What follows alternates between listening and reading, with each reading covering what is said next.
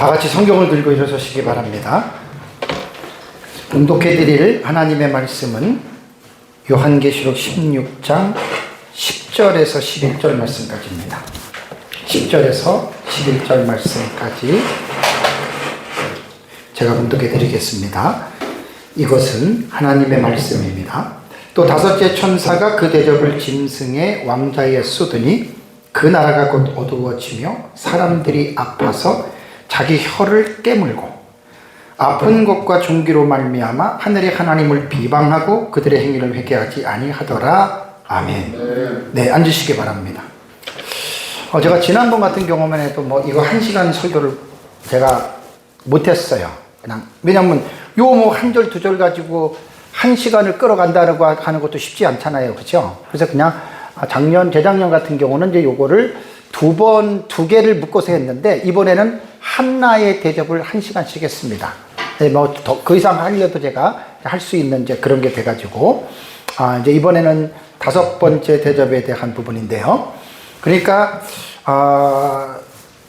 첫 시간에도 말씀을 드린 대로 성경을 해석할 때는 반드시 문맥을 여러분 놓치면 안 됩니다. 이 5째 대접이 그냥 갑자기 5째 대접이 쏟아지는 게 아니잖아요. 그죠? 전문맥에는 4번째, 3번째, 2번째, 1번째, 첫 번째. 그리고 이제 7 대접 재앙의 특징이 있잖아요. 그죠? 그렇게 생각하시라는 얘기예요. 그러나서 이제 이 7 대접 재앙이 쏟아질 때에 이 세상의 바벨론 사회의 시츄에이션, 환경을, 이거는 성경 해석하는데 기본입니다. 그러니까 이러한 전반적인 필요한 지식들을 무시해버리고 그냥 성경 들어가서 해에다 쏟았으니까 해가 이렇게 내면은 여러분 그거는 깊이 있는 해석을 여러분 우리가 가지고 올 수가 없다는 얘기입니다. 그러니까 5째 대접이니까 전문맥이 4번째 전 시간에 강의했던 내용대로 태양이 권세를 받아서 사람들을 불러 태웠다. 그러면서 이제 이 5번째 재앙은 아까도 계속 말씀드린 대로 시간적 간격은 그렇게 오래가 걸리지는 않을 것 같습니다. 어쨌든 이제 빠르게 좀 이렇게 연속이 되는 것 같고요. 그 다음에 이제 재앙이 임하는 장소입니다. 첫째 대접은 땅, 둘째는 바다, 셋째는 강과 물샘, 넷째는 태양이잖아요. 그죠? 5번째 재앙이 임하는 장소거든요. 성경을 보면 나오죠. 10절을 보시면 또 5째 천사가 그 대접을 어디에 쏟았다고요? 짐승의 왕자에 쏟았다. 그럼 이제 짐승의 왕자가 무엇인지를 우리는 해석을 해야 되고요. 그 쏟은 결과 어떻게 됩니까? 그 나라가 곧 어두워지면서 어떻게 됐습니까? 사람들이 아파서 자기 혀를 깨물었다. 그 11절 보면 아픈 것과 종기로 말미암아, 그러니까 재앙에 대한 결과지요. 종기로 말미암아 이들이 나타나는 반응이 뭘까요? 하늘의 하나님을 비방하고 그들의 행위를 회개하지 아니하더라. 이게 지금 5째 대접의 내용입니다. 근데 여기서 이제 우리가 먼저 살펴볼 것은 이 대접이 쏟아지는 장소가 짐승의 왕자다. 그러면 짐승, 공부하신 분들은 다 알죠. 다시 한번 제가 또 내 유튜브를 통해서 공부하시는 분들을 위해서 또 여기는 자세하게 좀 언급을 할 필요가 있습니다. 제일 중요한 게 그럼 짐승은 뭐냐? 왕자는 보좌란 말이에요. 보좌. 계시록 13장 1절을 보십시오. 그러니까 성경적으로 항상 우리는 보고 이 문제들을 파헤쳐 나가야 돼요. 자, 계시록 13장 1절을 보시면 내가 보니 바다에 한 짐승이 나오는데, 짐승이 나오잖아요. 그죠? 근데 그 짐승은 어떻게 묘사했습니까? 뿔이 10이요 머리가 7이라 그 뿔에는 10 왕관이 있고 그 머리들에는 신성모독하는 이름들이 있더라 그랬습니다. 요 짐승의 보좌에 앉았다. 짐승은 머리가 7이고 뿔이 11마리고 이렇게 말을 했습니다. 그럼 짐승이라고 하는 이 용어를 헬라어에는 무엇으로 이 짐승을 이야기를 했을까? 데리온입니다. 데리온이라고 하는 헬라어 단어는 무엇을 말을 하는 것일까? 이거는 야생동물 혹은 들짐승, 그 다음에 비스트라고도 하죠. 그렇다면 이것은 뭘까? 제가 그랬잖아요. 요한계시록을 해석할 때는 텍스트를 볼 때 뭘 먼저 결정해야 돼요? 문자로 볼 것이냐? 상징으로 볼 것이냐? 이건 아주 기본 공식이에요. 그럼 이것은 문자로 본다면 이 짐승은 들짐승을 말하는 거예요. 아까 말씀드렸잖아요. 우리는 문자적 해석과 상징의 해석을 병행합니다. 이거는 문자적인 짐승이 아닙니다. 상징으로서의 지금 짐승을 말하는 거거든요. 그래서 이 짐승을요, 이제 뒤에서 또 말씀을 드리겠지만, 이 상징적인 짐승은요, 종말론에서는 되게 악의 사회에 있어서, 세상에 있어서는 정말로 매우 중요한 사람입니다. 마치 이 짐승은 사탄의 화신이라고 말할 정도로 이 짐승을 말하는데, 이 짐승에 대해서는요, 안티크리스토스라는 말 여러분 들어보셨죠? 안티크리스토스예요. 안티라고 하는 단어와 그리스도라고 하는 두 단어가 합성이 된 거예요. 그래서 안티크리스토스는요, 영어로 말하면은 이게 이제 안티크라이스트죠. 그러니까 적 그리스도라고 하는 말입니다. 적 그리스도는 계속 제가 말씀을 드리는데 중요한 거는 계속 반복을 해야 돼요. 안티라고 하는 단어를 기억을 하십시오.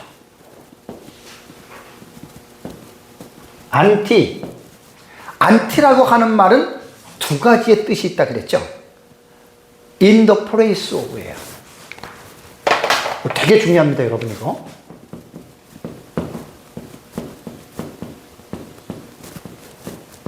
뭐뭐의 대신에라는 뜻이에요. 안티라고 하는 말이. 그 다음에 또 하나의 뜻은 뭐냐면 against입니다. 이거는 대적, 적대. 그러니까 뭐냐면 그리스도를 뭐 하는 사람? 대신하는 사람. 또 그리스도를 뭐 하는 사람? 대적하는 사람. 그런데 요한계시록에서 말하는 이 안티크리스토스 짐승은요, 두 가지가 다 해당됩니다. 이게 너무 좋은 공부하는 거예요, 여러분. 종말론은 모르는 사람들은 이런 거 별 관심이 없잖아요. 근데 성경이 이걸 말하고 있거든요. 근데 이자가 말세에 등장합니다. 저 그리스도라고 하는 안티크리스토스는요, 이게 주격 남성 단수입니다. 근데 안티크리스토이라고 하는 말이죠. 토이. 요 끝에가 오이가 붙으면 이건 복수예요. 그래서 안티크리스토스와 안티크리스토이는 요한 1서에 나와요. 많은 적그리스도들이 나타났다. 그건 토이, 복수고, 적그리스도가 나타난 것은 단수입니다. 그러면 볼까요? 데살로니가 후서 2장을 보십시오. 이런 본문들은 저는 수백 번, 수천 번 보는 거예요. 데살로니가 후서 2장 3절, 4절.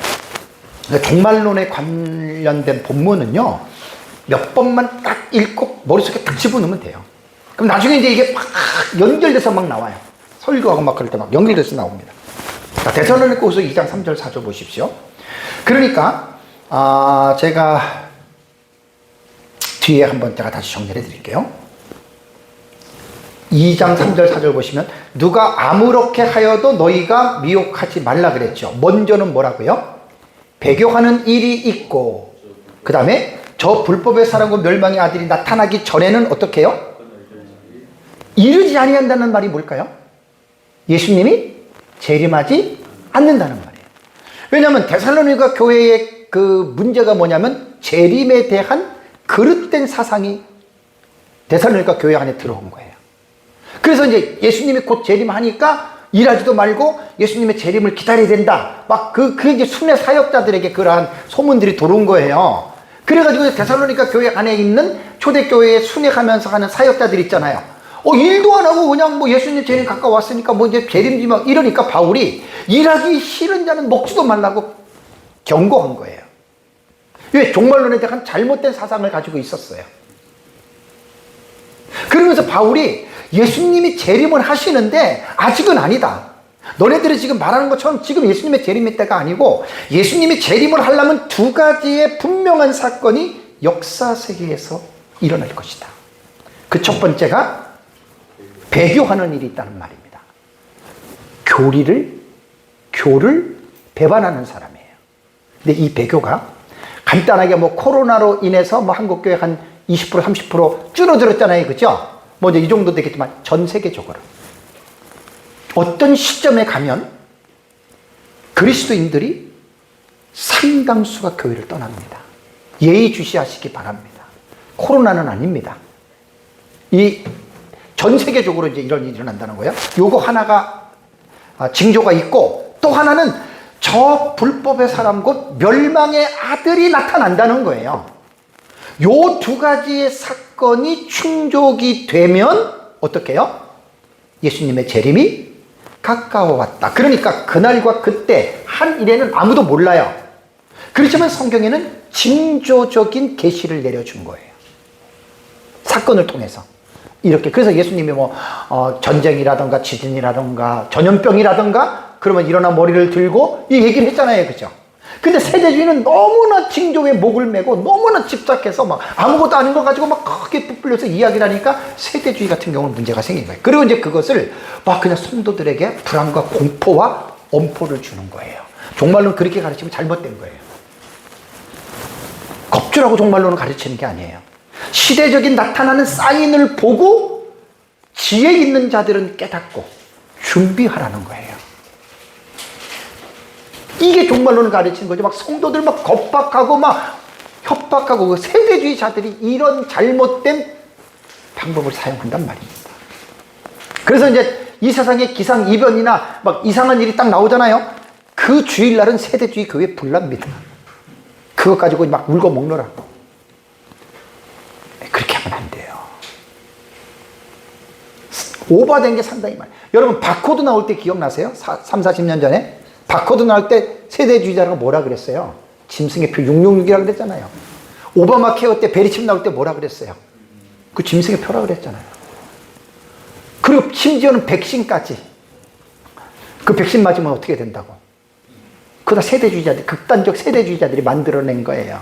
전부 다 불발이잖아요. 아니에요. 그 다음에 보세요. 멸망의 아들이 나타나기 전에는 이르지 아니하라 그러면서 저는 뭐라고요? 저는 뭐 하는 자다? 대적하는 자라 그랬죠. 어게인스트예요. 적그리스도는 뭔 자다? 대적. 누구를 대적한다? 크라이스트. 크리스토스. 그리스도를 하나님을 안티갓. 하나님을 대적하는 자라.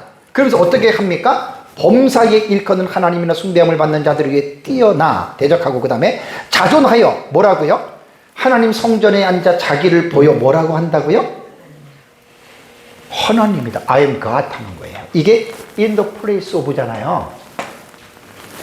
그리스도를 대신해서 하나님을 대신해서 내가 하나님이다 이렇게 한다는 말이에요. 그래서 여기서 언급한 바울이 말한 불법의 사람이 멸망의 아들의 등장은 인류 종말에 예수님의 재림이 아주 근접한 그래서 이것은 한 일회가 일기 직전에 바로 이건 나타납니다. 그리고 여기서 적그리스도가 하나님의 성전에 앉아서 자기를 하나님이라고 일컫는다 그랬죠. 그죠? 근데 여러분 이 말씀은 다니엘서 9장을 가보세요. 다니엘서 9장. 성경을 전체적으로 꿰야 돼요. 다니엘서 9장 27절에 이 말이 나옵니다. 예언이 되어져 있습니다. 그런데 제 70일의 그 일부를 잘 읽어보시면 다니엘서 9장 27절에 보면은 그가 장차 많은 사람과 더불어 하늘의 동안에 언약을 굳게 맺고 그랬죠. 그죠? 이것도 네 파트로 갈라지는 거예요. 27절이. 다음에 두 번째는 그가 그 일에게 절반이 나오잖아요. 절반. 해치. 제사와 예물을 금지할 것이고 이게 두 번째 패러그래프이고 다음에 세 번째가 또 포악하여 가증한 것이 날개를 의지하며 설 것이요. 이 말이 뭔 줄 아세요? 포악하여 가증한 것이 날개를 의지하여 설 것이라고 하는 말이 뭐냐면 예루살렘 성전에 우상이 있었는데 이 우상이 적그리스도 우상이에요. 이미 구약 성경 다니엘서에 70일에 계신 이 예언이 예언되어져 있고 사도 바울은 사도 바울 나름대로 성령의 계시를 받아서 마지막 때에 이 후반부에 나타나는 그 대환란 때란 말입니다. 그거를 말한 거예요. 그래서 마태복음 24장 15절을 보세요. 이 성경을 이렇게 공부하면 너무나 재미있습니다. 마태복음 24장 15절. 그러니까 정말로는 성경을 많이 아시는 분들이 공부를 잘 해요. 또 잘 알고. 마태복음 24장 15절 한번 볼까요? 자, 15절 읽겠습니다. 그러므로 너희가 선지자 다니엘이 말한 바 멸망에 가증한 것이 거룩한 곳에 쓴 것을 보거든 읽는 자는 깨달을지. 예수님이 인용한 다니엘 선지자의 글이 어디예요? 예? 조금 전에 봤잖아요. 그거예요. 9장 27절. 9장 27절 세 번째 패러그래프입니다. 선지자 다니엘이 말한 바, 뭘 말했습니까? 멸망에 가증한 것이 거룩한 곳 성전에 서거든. 그걸 말한 거란 말이에요. 이게 마지막 때 말한 거예요. 사도 바울은 불법의 사람 멸망의 아들. 그럼 이게 뭐냐? 다 한 사람을 지목하는 거예요. 한 사람을. 그래서 이 짐승, 이게 지금 제가 강의가 뭐냐면 5번째 대접을 어디다 쏟았어요? 짐승의 보다죠. 그럼 짐승이 누구냐? 그걸 지금 설명해 주는 거예요. 짐승. 성경에 나타나는 짐승. 정리해서 말씀을 드리면 이 짐승은요, 다니엘서 7장 8절을 보면 기억나시죠? 작은 뿔 나오죠? 10뿔 가운데 이게 작은 뿔 하나 돋아나죠? 이 작은 뿔이 적그리스도예요. 다니엘서는. 그 다음에 요한계시록 13장 1절에서는 아까 어디에서 올라와요? 바다에서 올라오지요. 다음에 사도 요한, 제가 안티크리스토스는 요한 1서 2장 18절에 나와요. 사도 요한은 이 짐승을 뭐라고 불렀어요? 안티크리스토스, 적그리스도. 사도 바울은 데살로니가 후서에서 뭐라고 그랬다고요? 불법의 사람, 멸망의 아들. 동일 인물이에요. 동일 인물. 예수님도 선지자 다니엘이 말한 바 이사를 말한 거예요. 그러니까 다니엘서나 예수님의 표현이나 사도 바울이나 사도 요한이나 전부 다 이 짐승, 적그리스도라는 말이에요. 적그리스도. 그러니까 요한계시록에서는 적그리스도라고는 용어는 안 나와요. 그냥 비스트, 데리온으로만 나와요. 데리온. 네, 짐승이란 말이에요. 짐승. 근데 이 자가 바로 이런 자다라고 하는 말입니다. 그래서 왜 우리가 이 적그리스도의 등장을 알아야 되냐면, 이 자가 등장하면서 이 자가 결국 하나님의 성전에서 하나님으로 경배를 받는 자란 말이에요. 그 이때 딱 되면 우리 성경을 아는 사람은 뭘 깨달아요? 아, 이제는 막 끝날 때가 왔다. 이렇게 보는 거예요. 왜 우리가 요한계시록을 공부해야 되느냐? 장차 이루어질 일에 대한 예언적인 계시잖아요. 그러니까 요한계시록에는 세 가지의 성격이 있어요. 서신서, 그 다음에 묵시서, 예언서. 요한계시록은 세 가지 얼굴이 있다고요. 예언적인 의미로 이제 이자가 나타난다라고 하는 말입니다. 그런데 이 짐승의 보좌에 5번째 대접을 쏟은 거예요. 이거는 뭐지요? 사업자득이에요. 하나님의 심판이에요. 자, 이 심판이 의롭습니까? 불의합니까? 의롭지요. 그러니까 지금 셋째 대접, 넷째 대접, 5째 대접을 보면서, 물론 첫째 대접부터 마찬가지겠지만 하나님이 하시는 진노를 가득히 담은 이 대접이 쏟아질 때마다 엄청난 재앙이 지금 이 세상에 쏟아지잖아요. 의로운 행위입니다. 이건 제 말이 아니고 성경이 그것을 우리에게 지금 말을 하고 있다라고 하는 거 기억해야 됩니다. 자, 그럼 재앙의 내용입니다. 5째 대접에 짐승의 보좌를 그러니까 어떤 일이 일어나죠? 10절과 11절 볼게요.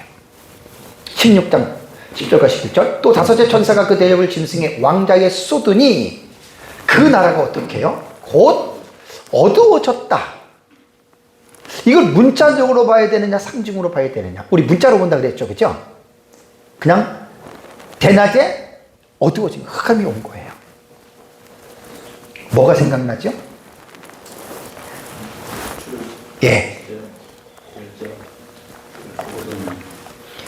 10번째 재앙 중에 9번째 재앙. 흑암이 나오잖아요, 흑암. 네, 깜깜하잖아요. 그렇게 연결이 되는 거예요, 모티브가. 그런데 여기에서 9번째 재앙하고 5번째 재앙하고 흑암은 같은 흑암이지만 다른 점이 뭐지요? 그렇죠. 애굽에서는 그 출애굽할 때는 국지적이에요. 그 지역만. 근데 5번째 대접은 전 세계적이에요. 이게 다른 거예요. 그러니까 그 첫 번째 대접할 때 제가 설명을 했잖아요. 짐승에게 쏟음에 우상에게 경배한 자들이 악하고 독한 종기가 났잖아요. 그게 10번째 출애굽기 재앙에도 나오잖아요. 그게 독한 종기가. 그 다른 점이 국지적과 전 세계적이에요. 그러면 이제 이거를 제가 코비드19 팬데믹 시대에 코로나19 바이러스가 팬데믹 전 세계적으로 몇 달 만에 퍼졌잖아요. 그죠? 기억나세요? 그때 제가 딱 강의할 때 코비드19 팬데믹으로 인해서 이제 이 짐승의 보좌가 전 세계적으로 번졌다라고 하는 게 조금이나마 아마 이해가 됐을 거라고 내가 분명히 설교할 때 말씀을 드렸습니다.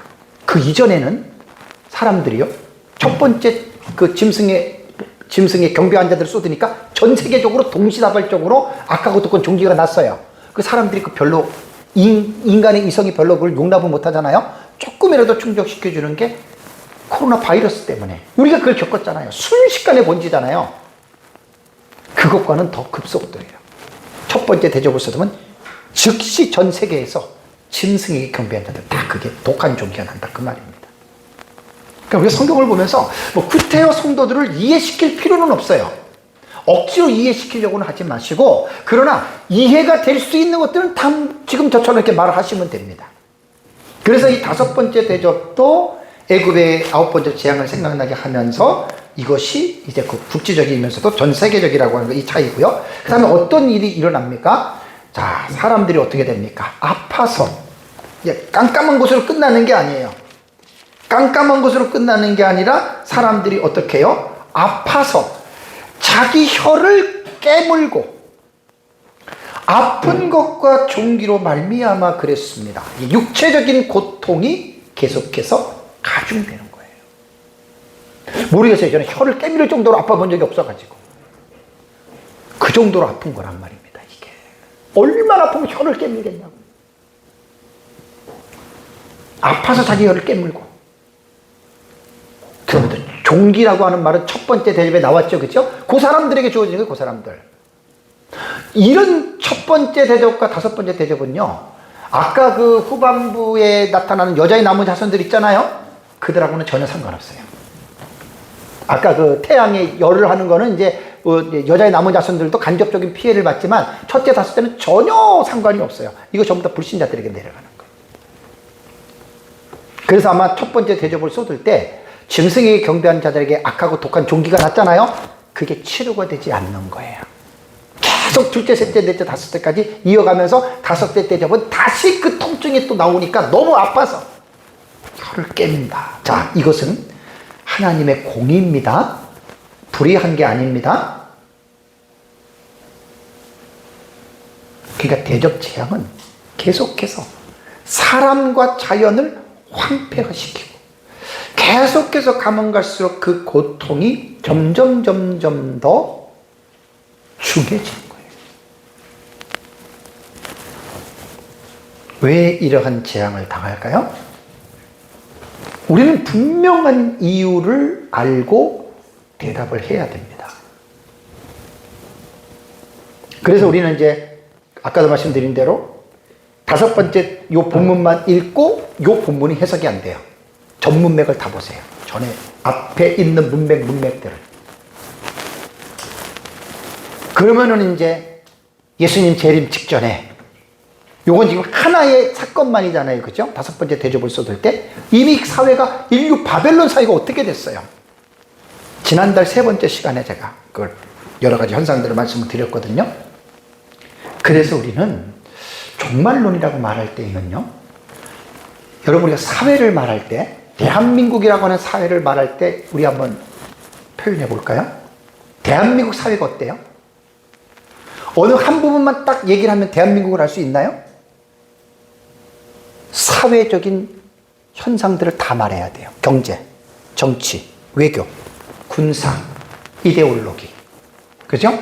문화, 이런 것들, 이런 국민 소득, 이런 것들을 다 이야기를 할 때, 아, 대한민국이라는 나라가 이런 나라구나라고 생각하듯이 예수님 재림 직전의 바벨론 사회, 인류 바벨론 사회는 어느 한 부분만 봐서는 안 됩니다.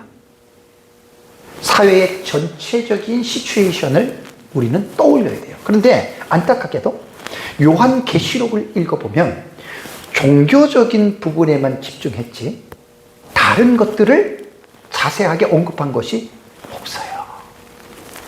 그래서 왜 제가 한 손에는 성경, 한 손에는 신문을 잡아야 되는 줄 아세요? 마지막 때에 흘러가는 역사의 그 시츄에이션을 우리는 이 세상을 살고 있는 가운데에 역사, 문화, 철학, 종교, 예술, 군사, 이런 것들을 전체적으로 봐야 된다는 이야기예요. 그래서 예수님 재림 직전에 이 사회가 어떻게 이 사회가 변해갈 것인가. 요한계시록에는 종교적인 부분은 정확하게 얘기를 했지만 다른 부분은 별로 안 했어요. 예를 들면 이제 군사력도 우리가 공부해야 된다. 군사력. 이번에 이제 미국이 우크라이나에게 그 집탄인가요? 무슨 집탄 창인가 그거 공중에서 터져가지고 또 터지는 게 있잖아요. 그거를 준 거예요. 5개를 우크라이나가 러시아로 날렸는데 4개는 떨어졌고 하나가 터져가지고 해변에 있는 사람들이 폭탄이 터지면서 또 내려가면서 터지면서 이렇게 다친 거예요. 그 대량 살상용이거든요. 이런 것들을 보시면 이제 이거는 이제 뭐냐면 첫째와 황충화 때에 이제 황충이들이 막 전쟁하는 거 있잖아요. 그죠? 그 다음에 유브라데 전쟁에도 막 불에, 말의 꼬리에 막 불이, 이런 것들이 다 뭐겠냐고요. 그냥 공부를 많이 하셔야 돼요. 그냥 읽는다고 요한계시록 이해되는 게 아니에요. 전반적인 모든 지식들을 공부하면서 그래야지 우리가 건전한 종말론을 우리가 이해하고 여러분 우리가 할 수 있는 거지. 이런 지식이 없으면 못 알아요, 못 알아. 그냥 자기 생각대로 막 그냥 이야기하다가 여러분 그냥 이렇게 끝나는 겁니다. 그래서 우리는 지금 한 일회가 70일에서 한 일회가 우리 종말론의 기저가 되는 본문이에요. 그래서 이제 요한계시록을 공부하기 전에 제가 뭐부터 공부시키라 그랬어요? 요한계시록을 성도들에게 설교하기 전에 뭘 먼저 설교를 해야 돼요? 다니엘서. 네, 다니엘서를 먼저 가르치세요. 네. 그러니까 이제 목사님들도 연구하시고 잘 가르치는 목사님들은 설교를 보면은 체계적이고 깊이가 있는데, 그리고 안 해본 분들은 그냥 주먹구구식으로 설교해요. 그건 목사님들이 준비가 안 돼서 그래요. 종말론은 체계적으로 하셔야 돼요. 그래서 제가 아까 말씀드린 대로 역사적 전천년 입장에서 보는 기독교 종말론을 한번 전체적으로 몇 달간 되게 중요한 공부입니다. 그거 공부 끝나고 그 다음에 요한계시록 들어가기 전에 이제 다니엘서를 먼저 워밍업을 하세요. 다니엘서를. 다 몇 달씩 걸려요. 다니엘서가 이제 그렇게 하시고 그 다음에 이제 요한계시록을 딱 들어가잖아요. 그럼 성도들이 이제 요한계시록에 흥미를 가져요. 근데 이거는 그렇게 쉽지 않아요. 모르겠어요. 일반적으로 목회하시는 목사님들은 아마 성도들 대상으로 이런 설교를 뭐 저처럼 막 1년, 2년 끌고 갈 수 있을까? 제가 볼 땐 쉽지 않다고 봐요. 근데 목사님들은 하셔야 돼요. 막 사람 모으는데 요즘에는 사람 모으는데 노력한다 그래도 안 모이잖아요. 그죠? 그러니까 너무 거기에 시간 뺏기지 마시고 그냥 목사님들 성경 연구하는데 거의 시간들을 투자하세요. 그냥 한 명이든 두 명이든 그냥 그 사람들한테 체계적으로 말씀을 가르친다고 하시고 계속 말씀을 가르쳐 나가세요. 그냥 옛날하고 달라서 전도도 그렇게 쉽지, 하지 말라는 거 아니에요. 그렇게 쉽지 않아요. 그 뭐 전도하다 보니까 요즘에 뭐 전화한다 그러더라고요. 전도한다고 막 애들도 그렇고 학부모도 전화한대요. 경찰서로. 이제 그런 것도 제재 받습니다. 그런 것도 제재 받아요. 제가 전도하지 말라는 말 아니에요. 목사님들은 어떻게 그런 부분에서 잘 하고요. 그래서 이제 요한계시록과 다니엘서에는 종말론의 전문 용어를 말하고 있습니다. 종말론의 전문 용어가 많은데 한일에 일해의 절반, 한때, 두때, 반때, 1260일, 42달, 1290일, 1335일. 요게 이제 다니엘서와 요한계시록에 나오는 종말론에 대한 숫자예요. 다 우리는 공부를 했기 때문에 이런 부분을 우리가 넘어갑니다. 어쨌든 우리는 이제 중요한 것은 뭐냐면 마지막 때입니다. 마지막 때를 살고 있기 때문에 예수님께서 재림하시는 그 마지막 때에 어떠한 일들이 일어날 것인가에 대한 이 부분은 성경이 우리에게 분명하게 교훈을 했어요. 그래서 우리는 성경 전체를 통해서 예수님 재림 전에 어떠한 일이 일어날까? 우리는 딱 정해져 있잖아요. 70일의 본문에서 한일에. 그 연구들을 많이 하시라는 얘기예요. 다니엘서도 공부하고 요한계시록에서도 공부하고 그다음에 바울의 말도 공부하고 요한일서에도 공부하고 그러니까 총 직결을 하면 마지막 때에 예수님 재림 직전에 이것이 여러분 그림이 보입니다. 그걸 통해서 우리는 감을 잡는 거예요. 그렇다고 뭐 제가 종말론 연구하다니까 어떤 목사님은 저한테 목사님 예수님 재림할 때가 한 언제쯤 남은 것 같냐고 이렇게 질문하는 분이 몇 사람이 있었어요. 제가 뭐라고 얘기했을 것 같아요? 그러면 답변하면 큰일 나요. 아니 어떻게 알아요? 종말론 연구한다고 모르는 거예요. 다만 한 일회가 분명히 명시된 대로 그 도표에 보면 나타나잖아요. 그죠? 근데 여러분 조심하셔야 돼요. 여러분이 진짜 조심하셔야 됩니다. 뭘 조심해야 되냐면 한 일회가 도래해서 적그리스도가 나왔고 두 증인들이 나왔다고 해서 모든 사람들이 다 알 것 같아요? 천만에요. 믿는 사람들조차도 모르는 사람들이 많아요.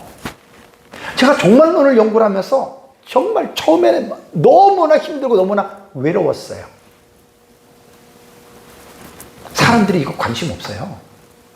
별 관심 없어요, 종말론. 목사님들 거의 관심 없어요. 소수만 빼놓고. 나는 막 깨달아서 대단했는데 사람들이 관심 없는 거 아무리 대단하면 뭐예요? 아무런 생각이 없어요. 그러니까 저는 우리 교회와 에스라에서가 저는 제일 신나 제일 행복한 때가 이때예요. 내가 연구한 거를 하면 여러분들은 듣잖아요. 그죠? 그리고 아멘 아멘 하잖아요. 근데 일반 사람들한테 목사님들 얘기해 봐봐요. 귓구멍 막아요. 그리고 전천년? 무천년 애들 귓구멍 막아요. 너무 저는 힘들었어요. 외롭고. 그래서 조금 지나가니까 알겠더라고요. 아, 그렇구나. 귀 있는 자는 성령이 교회들에게 하시는 말씀을 들으라는 말을 왜 했는지를 이해를 했어요. 그래서 예수님 재림할 때 한일회가 와도 저 사람이 적그리스도 얘기를 해도 안 믿어요. 몰라요. 그래서 너무나 한일회를 모든 사람이 다 아는 것처럼 말하는 거는 그 사람 잘못된 거예요. 그리고 제가 이제 그 종말론 용어 해설 때 지금 한일회 시대가 도래했는가 첫 번째 시간 그거 했어요. 한일회를 잘못 알면 이단에 빠질 수 있다. 제가 그렇게 얘기를 했거든요. 그 설교를 한번 들어보세요. 종말론 설교 첫 번째, 두 번째 시간. 모든 사람이 아는 게 아닙니다. 절대로 모든 사람이 아는 게 아닙니다. 그래서 이제 종말론을 연구하시는 분들은 이제 뭐 우리 이정훈 목사님 잘 알 겁니다. 참 이게 여러분 진리의 길을 간다는 게 정말 외로운 거예요. 진짜 외로워요. 알아주는 게 아니라니까요. 아이고 여러분 참 알아주는 게 아니에요. 우리는 누가 알아주고 뭐 대신 화답해주고 박수 쳐주면 좋아하잖아요. 그건 인간이기 때문에 다 저도 그게 있어요. 근데 그걸 안 해줘. 처음에는 그게 힘든 거예요. 내가 조금 가다 보니까 알겠어요. 우리 이제 교회사를 공부해 보시면 알잖아요. 역사신학에서 올바른 진리의 길을 살았던 우리 신앙의 선진들이 어땠는 줄 아세요? 정말 외로운 삶을 살다 간 사람들이에요. 로마 캐토릭의 그 박해에 의해서 프로테스탄트, 개혁신학을 가진 사람들이 여러분 얼마나 외로운 길을 간 줄 아세요? 이게 뭐 바른 길을 간다고 막 박수 쳐주고 사람이 아니니까요. 이거는 그런 길이 아니에요. 묵묵히 진리를 깨달은 사람은 그냥 가는 거예요, 혼자라도. 그래서 이제 이 종말론을 사역을 하다 보면 정말 같은 사상 안에서 같이 간다라고 하는 동력자가 여러분 얼마나 중요한지 몰라요. 귀하죠. 귀합니다. 이 목사님은 저랑 지금 15년째를 같이 있어요. 15년째. 이건 진짜 말도 못해요. 우리 회장님 같은 경우는 저랑 11년이었고 서울에서 갈 때 11년입니까? 원래 그런 거예요. 저는 막 종말론 깨달았을 때 처음에는 막 이광복 목사님 이제는 이광복 신학이 전 세계를 수출해야 되고 마지막 때는 종말론으로 교회가 부흥돼야 된다 그러고 나는 그때 이제 1년 2년밖에 안 됐잖아요. 진짜 종말론 깨달으면 막 교회 부흥될 줄 알았어. 웬걸 꿈 깨세요, 꿈 깨세요. 종말론 가르친다고 교회가 부흥되는 게 아니라 종말론 제대로 가르치면 오히려 성도들 나갑니다. 그 각오하시고 하세요. 이게 무슨 사람 듣기 좋은 말이 아니잖아요. 네? 근신하고 깨어있고 흠도 없고 점도 없이 거룩하게 살라고 외쳐야 되는 거예요. 종말의 사역자들은. 요즘에 성도들이 죄를 책망하고 뭐 이런 거 얘기하면 좋아하는 사람들 원래 그런 걸 좋아해야 되는데 그죠? 맨날 잘못된 거짓 복음만 들어가지고 뭐 부자 되느니 잘 사느니 출세하느니 이게 다 거짓 복음이에요. 그런 거 거짓 복음이에요. 그건 복음이 아니에요.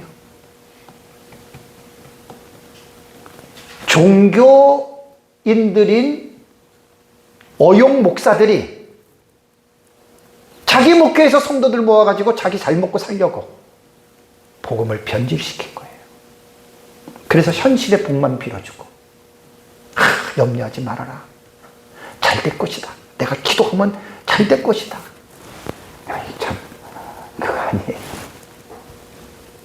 바르게 말씀을 외쳐야지.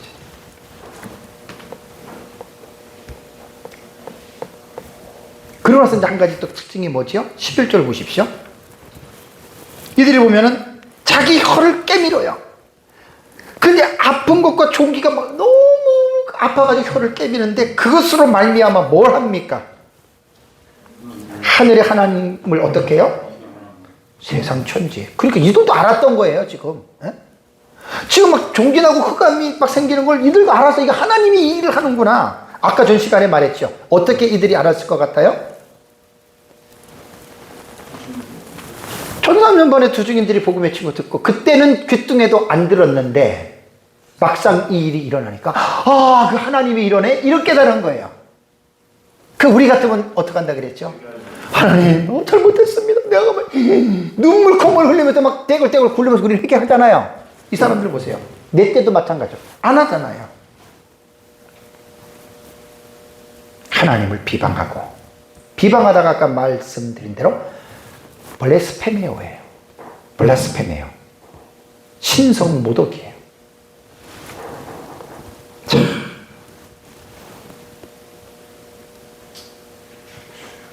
다음에 16장 21절 가보세요.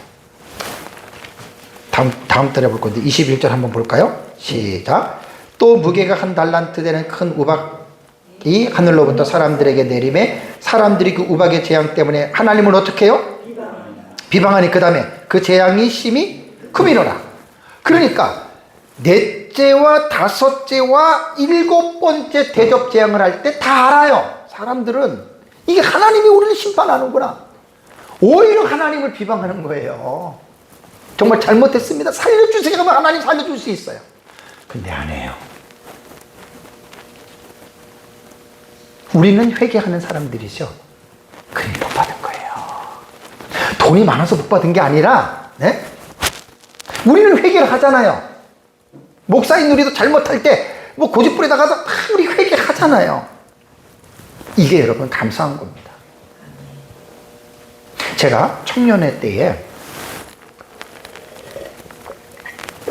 청년회 회장이 있었습니다. 그걸 이제 목사님이 일찍 되셨는데 그분이 간증을 통해서 그때 들은 거예요. 뭐 한 40년 정도 된 것 같아요. 40년. 제가 예수 믿은 지가 41년째니까. 자기 아버지가 예수를 안 믿어서 아주 믿음이 좋은 분이셨어요. 그 아버지한테 가서 복음을 전한 거예요. 그 아버지가 듣기 싫다고 이불을 푹 뒤집어 썼대요. 돌아가시기 직전에 이불을 뒤집어 썼는데도 계속해서 이 아들이 복음을 전한 거예요. 아버지 우린 죄인입니다. 예수님 믿어야 됩니다. 회개해야 됩니다. 그냥 막 얘기를 했는데 잠잠하더래요. 그리고 이불을 들춰보니까 아버지가 돌아가셨는데 어떻게 돌아가신 줄 알아요? 이불 뒤집어 쓰고 이불에 있는 솜을 뜯어가지고 귀에다가 막았어요. 왜? 듣기 싫다 이거예요. 그러니까 여러분이 싫어합니다. 그러니까 여러분 아무나 복음을 듣는 게 아니고 아무나 회개하는 게 아니에요. 일단은 복음을 듣고 영접하고 회개했다라고 하는 것은 그 사람이 세상에서 제일 복받은 사람입니다. 싫어합니다. 싫어. 그럼 여기에서는 재앙을 받는 이 대상들을 볼 때는 여자의 남은 자손들하고는 관계가 있어요, 없어요? 전혀 없어요. 왜냐하면 짐승에게 경배하고 그런 사람들에게만 주어지는 것이라 그랬잖아요. 그죠? 네. 그렇기 때문에 이 부분에 대해서는 전혀 여러분 여자의 남은 자손들에게는 이게 해당이 안 됩니다. 아까부터 이제 이 부분을 제가 다루려고 했는데 시간이 좀 남아서 조금 제가 더 좀 다루는 게 뭐냐면, 자, 한일회가 시작이 될 때 그 전반부의 1261은 두 증인들의 사역의 핵심이에요. 후반부의 42달 똑같이 한일회의 절반이에요. 해치 절반에 전반부의 키포인트는 뭐냐면 두 증인들의 사역으로 택한 자들을 깨우는 거고, 후반부는 적그리스도에 의해서 대환란이 주어지는 거예요. 그러면 우리는 이제 계시록 전체적인 부분으로 볼 때 첫째 화가 황충화잖아요. 그죠? 황충화. 요 사실 황충화에 대한 해석이 제일 어렵습니다. 이것도. 근데 우리는 황충화를 통해서 제 도표를 보시면 이긴 자, 진 자 이렇게 표현해놨죠. 이긴 자가 예비처를 들어가는 거예요. 진 자가 그 여자의 남은 자손이에요. 그러니까 이 여자의 남은 자손들은 말 그대로 후 3년만 대환란을 직간접적으로 겪어야 돼요. 아까 태양이 권세를 받아서 그 뜨거운 열기를 받을 때는 여기서 이제 여자 남은 사람들 어디 피해 있어야 될 거 아니에요. 그죠? 근데 예비처는 말 그대로 뭐지요? 헤토이마조 토포스는 하나님께서 준비하신 장소에, 그건 아무도 몰라요. 아까 우리 밥 먹을 때 얘기했잖아요. 이단과 사이비들 전부 다 예비처를 사용해서 전도관, 그 다음에 구원파, 그 다음에 뭐 박태선, 그 다음에 뭐 신옥녀, 신옥주, 뭐 그 다음에 요즘에 나오는 이단들 전부 다 예비처 해가지고 사기치는 거예요. 사기치는 거. 성도들 집 팔아가지고 다 들어와라 이렇게. 나쁜 놈들이에요. 그런 예비처를 말하는 게 아니에요. 예비처의 본문은 계시록 12장 6절과 14절에 나옵니다. 한번 볼까요? 계시록 12장 6절을 보시면 그 여자가 광야로 도망하며 거기서 1260일 동안 그를 양육하기 위하여 뭐라고요? 하나님께서 예비하신 것, 헤토이마조 토포스예요. 그러니까 이건 하나님만 아시는 거예요.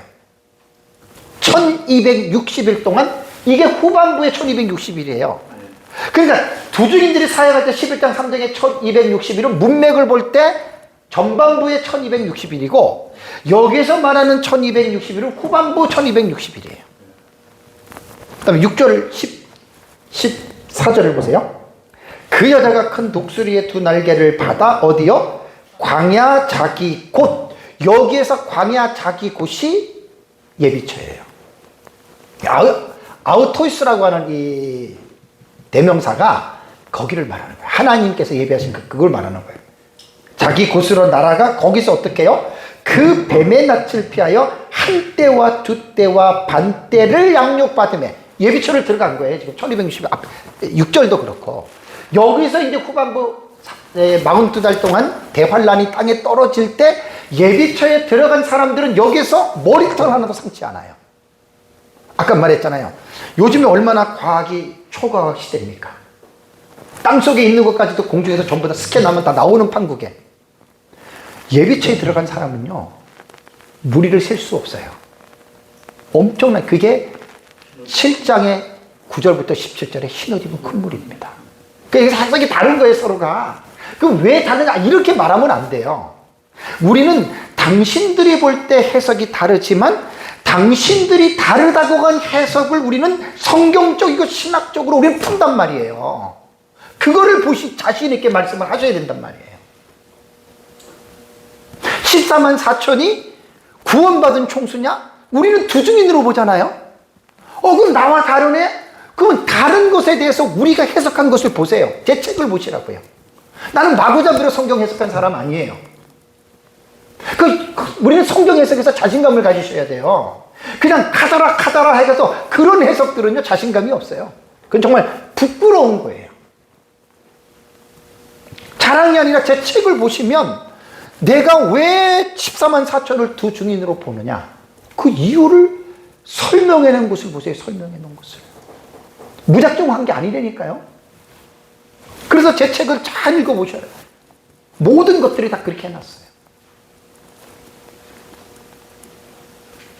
그래서 예비처에 들어간 사람들은 초과학시대에 한두 명도 아니고 셀 수 없이 많은, 흰옷 입은 큰 무리가 셀 수 없잖아요. 근데 이것은 인간적인 생각으로는 해답이 안 나옵니다. 하나님은 간단하죠. 그러니까 어떤 신학자가 유명한 말을 했죠. 인간의 생각으로 무한하신 하나님을 리미티드, 제한하지 말라.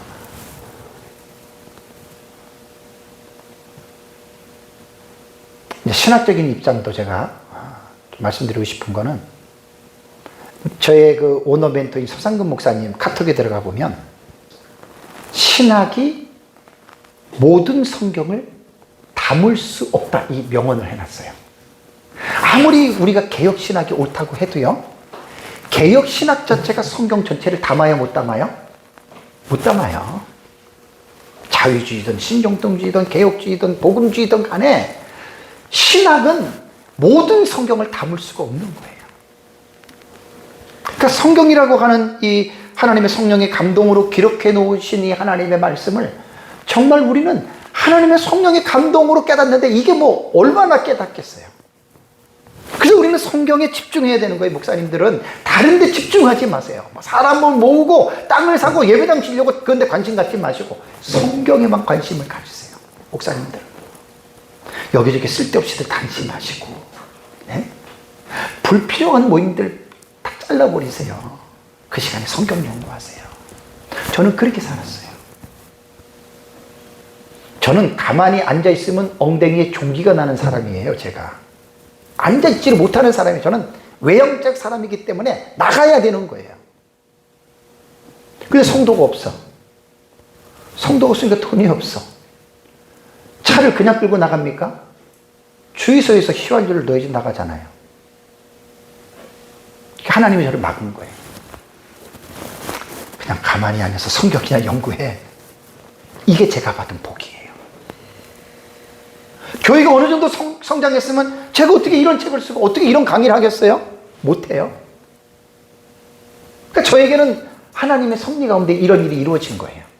그 성경을 연구하다 보니까 목사가 이거 하는 게 목사구나. 그걸 깨달은 거예요. 제가 목사가 성경을 연구하는 게 목사구나. 그래서 제가 에스라 사역 목회자 15년 하면서 이걸 제가 지금 강의할 때 계속 강조를 하는 겁니다. 저도 이제 나이가 60대 중반에 들어왔어요. 달라요. 50대랑은 전혀 달라요. 인지 능력도 저하돼요. 몸도 약해져요. 젊을 때 책 많이 읽어라? 그 말이 명언이에요. 나이 들어서는 기억력도 감퇴되죠. 참. 그러니까 하루하루를요, 정말 목사님들 시간 낭비들 하지 마세요. 쓸데없는 데 같은 데는 그냥 끊으세요. 뭐하러 다니세요 그렇게. 그냥 집에 앉아서 연구할 게 한두 가지입니까? 그렇다고 지금 책 읽으면 40대 때처럼요, 팍팍 들어온 게 아니에요. 어제가 제 생일이었어요. 그래서 둘째 딸내미하고 사이가 맛있는 거 사준다고 왔어요. 제가 폰을 바꿨어요. 셀카를 찍는데 제게 이제 폴드 4거든요. 되게 싸게 샀어요. 기능이 너무 많아. 근데 셀카를 찍는데 아버님 후면 카메라가 있고 전면 카메라가 있는데, 후면 카메라는 화소수가 적고 전면 카메라가 화소수가 좋은데 전면 카메라를 이용해서 셀카를 찍을 수 있대. 나 지금도 이해 안 됐어요. 그 정도예요, 제가 지금. 나이 들었다는 증거죠. 그러니 성경은 언제 연구하는 거예요? 정신 밝을 때 자꾸만 하세요. 그리고 우리 가족 단톡방에 오늘 올린 게 있어요. 미국에 88세가 된 할머니가 치매가 왔어요. 치매. 딸도 몰라요. 점심 뭐 먹었어요? 몰라요. 그런데 예수님이 어떤 분이냐고 물어보니까, 어머머, 예수님은 나의 죄를 용서해 주신 구세주고 나와 함께 가시는, 내가 우리 단톡방에 올릴게 한번 보세요. 얼마나 감동이 됩니까? 그러니까 정신 맑을 때, 건강할 때 목사님들은 놀러 다니는 게 아니고 성경과 책을 읽으세요. 성경과 책을. 저는 하나님의 특별하신 은혜로 그렇게 한 사람이에요. 하나님이 제 성향을 아시니까 딱 끊어놓고, 그 꼼짝 못 하잖아요, 제가. 차는 제가 운전은 스피드를 즐기는 사람이에요. 근데 왜 제가 스피드를 안 밟는 줄 아세요? 돈 들어가잖아요. 하나님이 철들라고 이렇게 하신 것 같아요. 요즘에 책 쓰고 너무 힘들어서 제가 쉬는 개념으로 지금 살고 있는 거예요. 그러니까 내가 좀 다니고 가지, 전에 같은 경우는 그러지 않았어요. 나이가 들어보니까 알겠더라고요. 그러니까 목사님들 나이 들었다고 박심하지 마시고, 하나님 부르는 날까지 우리는 뭐 하는 사람이죠? 우리는 성경 연구하고 전하는 게 우리가 할 일이에요. 조금 목사님들 주변 정리들 좀, 제가 볼 때는 복잡하신 분들은 정리들 하세요. 정리들 하는 게 좋아요. 그리고 성경을 읽고 신학적 책도 읽고 좀 제 책도 좀 읽으시고, 그러면서 이제 체계적으로, 정말로는 결코 쉽지 않습니다, 여러분. 시간 많이 걸립니다. 그래서 예비처라는 게 이런 거란 말이에요. 그래서 예비처에 들어간 사람은 이미 황충원에서 이긴 자니까, 이 사람들은 그야말로 마지막 때 깨어 성령 충만한 사람이에요. 이거 지금 교육시키는 게, 우리 목사님들은 성도들을 늘 깨어서 성령 충만하고, 잘못하면 회개하고 벌떡 일어서고, 이거를 강조해야 되는 거예요. 목사님들은 그냥 죄 짓고 나서 괜찮다 회개하면 돼, 이렇게 가는 게 아니라. 그래서 여러분, 그 계시록의 2장 3장에 7교회 있죠. 7교회에 공이 하신 말씀 2가지 테마가 있죠. 귀 있는 자는 성령의 교회들이 다 들어갔어요. 다음에 뭐예요? 니콘티, 이기는 자는. 니콘티가 분사 현재 능동태예요. 계속적 공법이에요. 계속 이기는 거예요. 과거에도 이겨야 되고, 현재에도 이겨야 되고, 미래에도 이겨야 되는 거예요. 그 이기는 자를 강조하는 게 이게 종말의 신앙이라고요. 성도들 그냥 적당히 살다가, 아이고 뭐 집사님 죄져도 하나님이, 이게 아니라 이겨야 됩니다. 이겨야 됩니다. 이기는 자가 되도록 목사님들은 성도들에게 말씀을 전해야 돼요. 그냥 신앙생활 내 마음대로 하는 게 아니에요. 마귀가 우는 사자처럼 들어다니며 삼킬 자를 찾는 이때에 너희는 믿음에 굳게 서서 저를 대적하라 그랬잖아요. 그게 이기는 신앙이라고요. 목사님들이 성도들 무당처럼 복이나 빌어주려고 하나님이 목사 되게 한 게 아니란 말이에요. 성도들을 하나님의 말씀으로, 당신들은 이 세상에 사탄이 우울거리는 세상에서 이기는 신앙생활 하십시오. 그거를 권유하고 그것을 섬겨주는 게, 말씀으로 섬기는 게 목사의 사역이란 말이에요. 이기는 신앙생활, 현재 분사 능동태예요. 계속 이겨야 된단 말이에요. ING란 말이에요. 그냥 성도들이 이기든 말든 그냥 교회만 나서 헌금만 내주면 쎄쎄가 아니에요. 나오고 헌금만 내서 좋은 게 아니라 이기는 신앙생활을 하도록 목사는 말씀을 통해서 계속해서 성도들에게 그 동인을 제공해 줘야 된다는 말이에요. 그게 7교회 말하는 겁니다. 그게. 근데 문제가 뭐지요? 목사인 내가 이기지 못하는데 성도들에게 이기라고 말할 수 있겠어요? 못하는 거예요. 그래서 목사님들이 요한계시록을 잘 배우시란 말이에요. 잘 배우. 우리는 지금 요한계시록만 지금 11년째 공부를 하는 거예요. 제가 이 목사님들 말씀드렸지만 제가 지금까지 연구를 안 했으면 11년은 그냥 물 건너간 거예요. 한 2년 정도만 하면 레파토리 딱 떨어져요. 이 목사님 배운 거 2년 정도면 딱 떨어져요. 더 이상 배울 게 없어요. 근데 저는 잘하는 게 아니라 뭐죠? 계속해서 연구를 하잖아요. 그러니까 그 내용이 점점 풍성해지는. 그러니까 제가 연구를 멈춘다? 여러분들 제 강의를 10년 넘게 들었는데 어떻게 제 강의를 듣습니까? 게임 오버죠. 그래서 제가 계속 연구를 하는 거예요. 그러니까 연구를 해도 끝도 없어. 근데 하면 할수록 내가요 깊어져요. 말씀이 깊어져요. 목사가 가장 행복할 때가 언제인 줄 아세요? 이 맛을 느끼면 돼요. 말씀의 맛을. 돈 조금 성도들이 헌금했다? 그거요 그냥 한순간에 끝나는 거예요.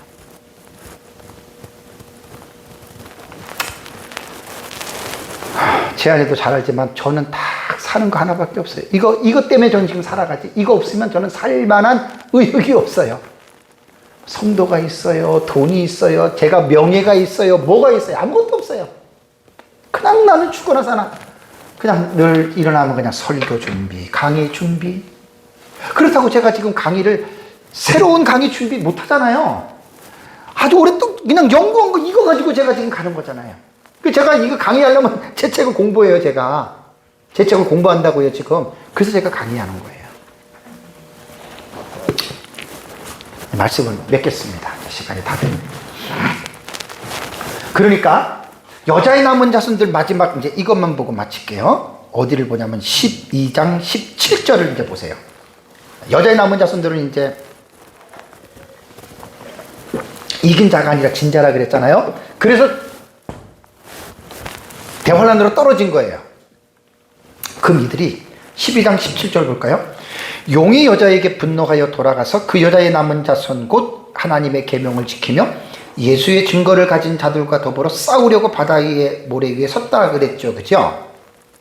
자, 요거 전에 11장 13절을 보셔야 돼요. 11장 13절.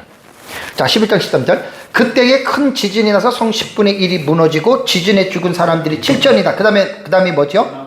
그 남은 자들이, 요게 여자의 남은 자손들이에요. 요게 후반부 3년 반이 시작될 때 유브라데 전쟁이 일어나죠? 그때 이제 여자의 남은 자들이 예비처를 들어가지 못한 자들이에요. 요 본문 해석이 이렇게 돼요. 제 그 책을 보시면 요거 해석 잘 돼 있어요. 그리고 이들이 두려워하여 영광 하나를 한 게 없어요. 이때 이들이 회개한 거예요. 이때 이들이. 그러니까 여자의 남은 자손들이 딱 그 유브라데 전쟁이 일어나면서 자기들은 예비처 못 들어가고 이제 대환란에 떨어졌는데 이때 이들이 회개를 한 겁니다. 자, 하나님은 회개를 받으십니까? 안 받으십니까? 받으시죠. 그리고 이제 아까 12장 16절에 용이 여자에게 분노하여 돌아와서 그 여자의 남은 자손, 이게 이제 후 3년 반 대환란에 떨어진 회개한 여자의 남은 자손입니다. 자, 우리가 성도들에게 가르칠 때 뭘 가르쳐야 돼요? 예비처를 들어가는 성도들이 되도록 가르쳐야 돼요? 아니면 예비처를 못 들어가고 대환란에 떨어진 성도들로 가르쳐야 돼요? 예비처를 들어가는 그 목회자들이 마지막 때의 메신저는 설교자들은 성도들의 귀를 즐겁게 해주는 설교자는 그 거짓 선지자가 되는 거예요. 사꾼이 되는 거예요. 정신을 차리고 하나님 얼굴 앞에서 거룩하고 진실한 삶을 살아가도록 목회자는 성도들에게 계속해서 메시지로 그들을 응원해줘야 돼요. 죄와 싸워서 피 흘리기까지 싸우면서 당신들은 죄에게 굴복하면 안 된다. 이겨야 된다. 이거를 강조하셔야 됩니다. 목사님들의 메시지가. 이걸 강조하는 거예요. 그렇게 신앙교육을 받은 사람들이 마지막 때 하늘에가 환란 때가 올 때 이러한 신앙의 감을 갖고 있는 사람들은 깨어있는 자예요. 지금부터 훈련을 시키세요. 그냥 예수 믿고 구원받으니까 됐나요? 예수 믿고 구원받으면 됐나요? 아니라니까요. 그러므로 깨어있으라. 너희는 스스로 조심하라. 그죠? 성경에 다 있잖아요. 그러니까 역사적 전천년의 종말론은 이 부분을 명확하게 요한계시록의 말씀을 가지고 명확하게 근거를 제시할 수 있습니다. 나는 자신이 있어요. 그래서 제가 큰 소리 치는 거예요. 11년 연구를 하면서 난 이걸 분명하게 나는 발견을 한 거예요. 말씀을 맺겠습니다. 6월 달에도 원래 이제 서울에서 강의를 11년째 했는데 갑자기 지난번에 우리 회장님이 교회가 조금 문제가 생겨서 뭐 문제가 다른 게 아니라 이제 그 다른 사람이 또 공간을 썼기 때문에 그랬는데 아직 안 들어왔다 그랬죠. 그죠? 그래서 이제 다음 주라도 들어오면 7월 달 강의를 한번 회장님이 그분하고 섭외를 해보고 거기서 이제 그래도 뭐 해도 괜찮다 그러면 이제 7월 달에 또 다시 서울로 가는 거고 만약에 거기가 좀 불편하다 그러면 저희 교회에서 계속해서 이렇게 할 겁니다. 어쨌든 한 달에 한 번씩은 뭐 8월이고 7월이고 쉬지 않고 하니까 7월 달에는 어쨌든 제가 그 전에 공지를 할 테니까 그렇게 해서 또 7월 달에는 이제 6번째 대접과 7번째 대접 제일 중요합니다. 예수님 재림하고 세상 심판이잖아요. 여러분들 잘 해서 또 그렇게 해서 다음 달에 또 만났으면 좋겠습니다. 기도하겠습니다.